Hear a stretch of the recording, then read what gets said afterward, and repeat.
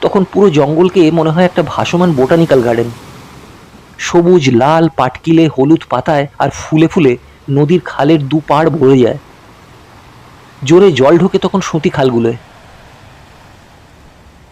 সুন্দরবনের গভীরে যে উঁচু জায়গা থাকে তাকে বলে ট্যাঁক। ট্যাঁক জোয়ারের সময়ও শুকনো থাকে। জোয়ারের সময় বাঘ এবং অন্যান্য জানোয়ারও ওই ট্যাঁকেই থাকে জল এড়াতে। তারপরেই ভাঁটার সময় কাদা ভেঙে ভেঙে এদিক ওদিক ঘুরে বেড়ায়। ভাঁটা দিলেই সোজা গোল গোল বিভিন্নাকৃতি শিকের মতো কেওড়া গাছের শিকড়গুলো মাথা বের করে মাঠময় উঁচিয়ে থাকে। ওই শিকড়গুলোকে বলে শুলো। তার উপর পড়ে গেলে একেবারে সরসজ্জা। কি যে ধার শুলোগুলোর মুখে তা বলবার নয়। উভচর স্যালামান্ডার বুকে হেঁটে হেঁটে প্যাতপ্যাতে গা ঘিন ঘিনে কাদার উপর দিয়ে পথপথ করে চলে। কত রকম জোঁক, পোকা, মাছি, মৌমাছি, কত রঙের, কত মাছ, ছোট বড়। চারদিকে এই সুন্দরবনে কি আশ্চর্য নিস্তব্ধতা। পাখি এখানে অন্যান্য জঙ্গল থেকে অনেক কম, কিন্তু ডাকতে ডাকতে যখন কাদা খোঁচা, কারলু বা মাছরাঙা উড়ে যায়, তখন একটি পাখির গলার স্বরও এই জলজ প্রকৃতিতে যে কত দূরে জলের উপরে উপরে ভেসে যায় তা কি বলবো। এমন আশ্চর্য, নিবিড়, ভয়াবহ, অতি প্রাকৃত শান্তি পৃথিবীর খুব কম জায়গাতেই আছে। আনন্দের মধ্যে, সৌন্দর্যের মধ্যে ঠাস বুনটে বোনা এমন রন্ধ্রে রন্ধ্রে ভয়ও আর কোথাও নেই।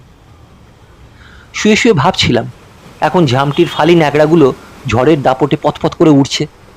আমাদের দেশের মানুষ যে কত গরিব, বেঁচে থাকার দুমুঠো খেতে পাওয়ার ও একটি ধুতি গামছার জন্য কত লোকের যে প্রাণ যায় প্রতি বছর আজকেও এই সুন্দরবনে, তা যারা জানে তারাই জানে।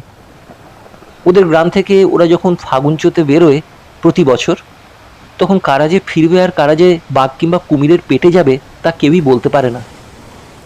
নৌকো এসে লাগে বাদা থেকে সুন্দরবনের গভীরে। ডাঙায় নেমে প্রথমে পুজো দেয় পুরুত, ওরা বলে দেয়াসী, মন্ত্রজ্ঞ। পুজো দেয় বনবিবির, বাবা দক্ষিণ রায়েরও দেয়, আরও কত দেবদেবী, দক্ষিণ বাংলার কত শত লৌকিক দেবতা। চৈত্রের প্রথমে সুন্দরবন ফুলে ফুলে সেজে ওঠে। শীতে এলে সেরূপ দেখা যায় না। তখন কেওড়া, ওড়া, গিঁয়ো, গরান সব গাছই ফুলে ফলে ভরে ওঠে। ফুলপটিতলার লাল, নীল, হলুদ রঙা ফুল। মৌমাছির দল আর প্রজাপতির দল তখন আকণ্ঠ মধুপানে ব্যস্ত হয়ে চঞ্চল পাখনায় ঘুরে বেড়ায়। মৌলেরা কোঁচড়ে করে বন বিভাগ থেকে আছাড়ে পটকা নিয়ে ডাঙায় নামে। মন্ত্রজ্ঞ পুজো পাঠ সেরে পায়রা বলি দিয়ে বলে, যা তোরা, ভয় নেই কোনো। গরান ফুলের থেকে মধু খেয়ে যেই মৌমাছি ওড়ে, অমনি সেই মৌমাছিকে অনুসরণ করে মৌলে চলে বনে বনে মৌচাকে গিয়ে পৌঁছবে বলে।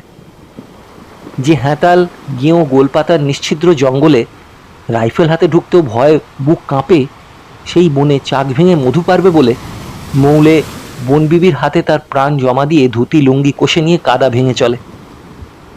বাঘ কখন কোথা থেকে যে এসে পড়ে তা বাঘই জানে। হৈ হৈ পড়ে যায়, আছাড়ে পটকা ফাটে।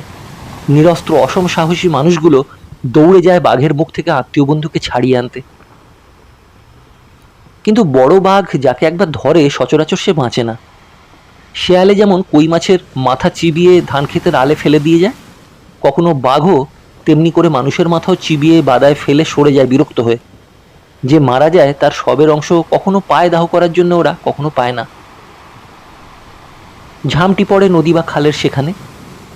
তারপর আবার নতুন উৎসাহে অন্যরা মরণ মাছিকে ধাওয়া করে মৌচাকের দিকে চলে।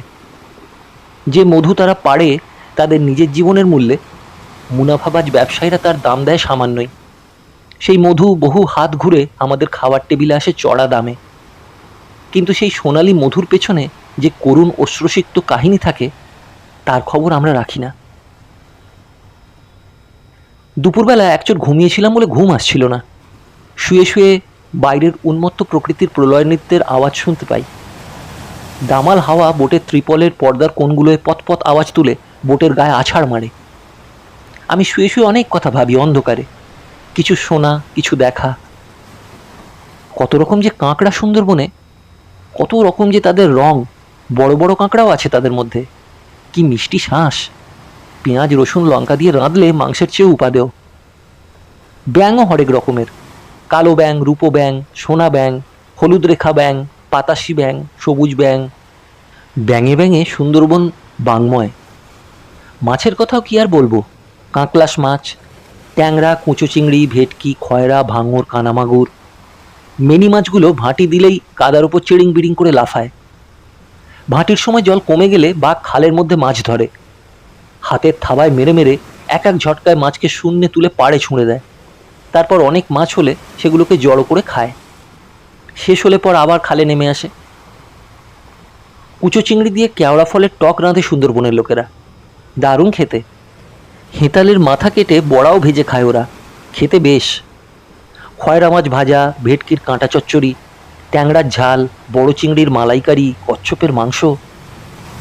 মাছের বাহার বর্ষায় রেখা, রুচো, দাঁতনে, ভাঙন, কালভোমরা, পানখাওয়া, পার্শে, তোপসে, কুচো চিংড়ি এবং নানা নিবিমনি মাছ।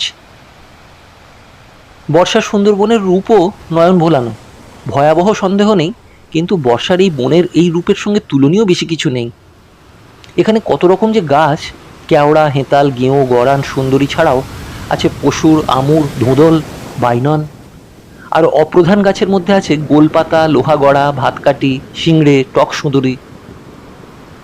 গেঁয়োর লতা লাল টুকটুক সিঁদুর রঙা হয়ে ওঠে, তখন দেখতে যে কি ভালো লাগে। টক সুঁদুরি বন খুব ছোট ছোট নিবিড়, এর মধ্যে দিয়ে বাঘ হরিণকে ধাওয়া করে নিয়ে যায়। কিছুক্ষণের মধ্যেই হরিণের শিং যায় এতে আটকে, তখন বাঘ তাকে ধরে খায়। কত যে পশু পাখি জীব জন্তু একে অন্যকে মেরে খায়। আমাদের চোখে তা বিশ্বদৃশ্য লাগে বটে, কিন্তু প্রকৃতির ভারসাম্য এমনি করেই বজায় থাকে। যিনি জীব সৃষ্টি করেন তিনি তার খাওয়ার সংস্থান করে দেন। মানুষ বাঘের স্বাভাবিক খাদ্য নয়, কিন্তু কোনো এক বিশেষ কারণে সুন্দরবনের প্রায় সব বাঘই মানুষ খেকো। এর কারণ বলতে গেলে আলাদা একটা প্রবন্ধ লিখতে হয়, তার জায়গা এ নয়।